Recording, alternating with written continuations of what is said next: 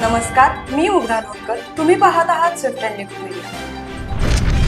पावसाच्या पाण्यावर टॅक्स काय ऐकायला विचित्र वाटतंय ना? आतापर्यंत आपण पाणीपट्टी घरपट्टी भरत होतो, तर आता पावसाच्या पाण्यावर पण टॅक्स.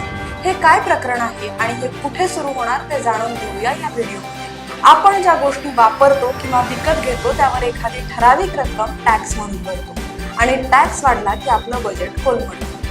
कॅनडामधील टोरंटो येथे सरकार आता पावसाच्या पाण्यावर टॅक्स लावण्याचा विचार करत आहे. तुम्ही पण चक्रावलात ना हे ऐकून? तर परिस्थिती अशी आहे की कॅनडामध्ये बरेच वेळा लोकांना वादळाचा सामना करावा लागतो आणि वादळी पावसामुळे अनेक वेळा पूर सदृश परिस्थिती निर्माण होते. मागच्या वर्षी ओटावा या राजधानीच्या शहरात अशीच परिस्थिती निर्माण झाली. त्यामुळे कॅनडासारख्या देशात स्टॉर्म वॉटर मॅनेजमेंटची खूप गरज असते.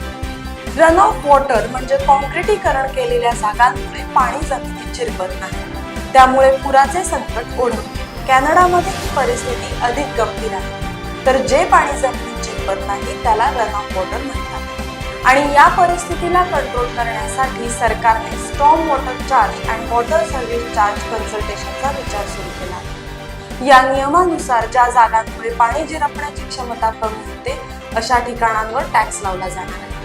यामध्ये मोठमोठ्या बिल्डिंग्स, हॉटेल्स, ऑफिसेस या ठिकाणांना टॅक्स भरावा लागेल. जास्त रहदारी असेल त्या ठिकाणाला जास्त टॅक्स द्यावा लागेल. पण सरकारच्या या निर्णयाच्या विरोधात देशभरात निषेध व्यक्त केला जात आहे, कारण ऑलरेडीच टॅक्सच्या ओझ्याखाली दबलेली कॅनडाचे जनता या टॅक्स संदर्भात म्हणावी तशी क्लॅरिटी नाही असे म्हणत आहे. त्यामुळे टॅक्सचे काय होईल हे अजून स्पष्ट नाही.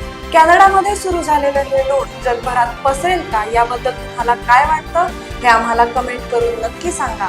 आणि अशाच नवनवीन व्हिडिओसाठी सबस्क्राईब करा Swift and lift media, like करा या व्हिडिओला आणि शेअर करा इतरांसोबत. थँक्यू.